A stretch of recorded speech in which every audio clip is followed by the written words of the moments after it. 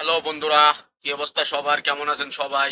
আজকে আমি আপনাদের দেখাবো কিভাবে মাটি দিয়ে মাটির চুলা তৈরি করে। আমরা অনেকেই ঢাকা শহরে থাকি, মাটি দিয়ে কিভাবে মাটির চুলা তৈরি করা হয় সেটা জানি না।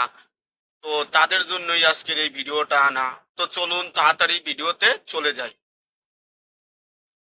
তো বন্ধুরা দেখুন, এরকম ভাবেই এরকম এই যে প্রথমে মাটি সংগ্রহ করতে হয়। মাটি সংগ্রহ করার পরে মাটিকে এক জায়গা করতে হয়। এক জায়গা করার পরে নানান রকমের প্রসেস আছে এই মাটির চুলা তৈরি করার জন্য। মাটির চুলা এক রকমের হয় না, অনেক পদের মাটির চুলা হয়। যারা শহরে থাকেন তারা তো আর জানেন না যে মাটির চুলা কিভাবে তৈরি করা হয়।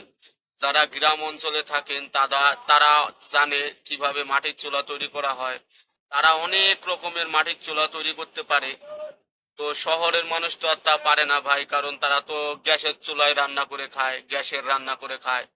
তো গাইস, একটা কথা বলি, চুলার রান্না আর গ্যাসের রান্নার ভিতরে অনেক পার্থক্য আছে। চুলার রান্নাগুলো অনেক ভালো লাগে, কিন্তু গ্যাসের রান্নাগুলো তেমন একটা ভালো লাগে না।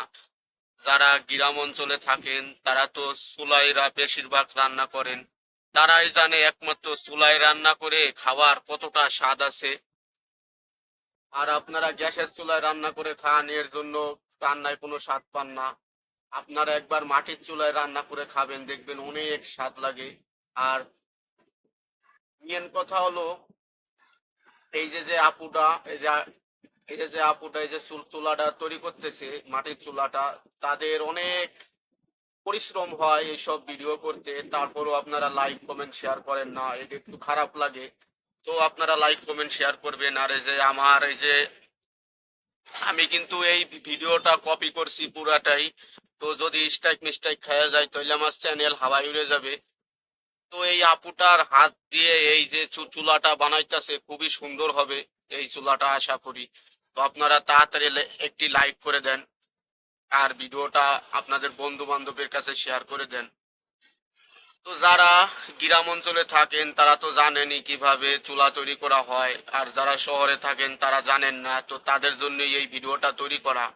যারা ঢাকার শহরে থাকেন তারা তো জানেন না যে এই সব চুলা কিভাবে তৈরি করা হয়।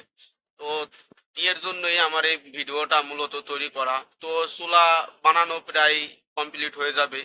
এরকম ভাবে এই চুলাগুলা তৈরি করতে হয়। গ্রাম অঞ্চলে যারা থাকেন তারা তো অবশ্যই জেনে থাকবেন যে কিভাবে চুলাগুলো তৈরি করা হয়। তো আজকের ভিডিওটাই পর্যন্তই শেষ করে দিব।